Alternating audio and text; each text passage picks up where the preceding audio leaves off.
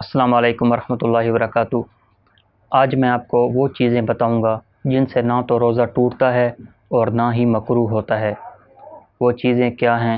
سب سے پہلے ہے مسواک کرنا، سر یا مونچھوں پر تیل لگانا، آنکھوں میں دوا یا سرما ڈالنا، خوشبو سونگھنا، گرمی اور خشکی کی وجہ سے غسل کرنا، کسی قسم کا انجیکشن یا ٹیکہ لگوانا، بھول کر کھانا پینا، حلق میں بلا اختیار گرد و غبار یا مکھی کا چلا جانا، خود بخود قے آ جانا، سوتے ہوئے احتلام ہو جانا، دانتوں میں سے خون نکلے لیکن حلق میں نہ جائے تو اس سے بھی روزہ نہیں ٹوٹتا۔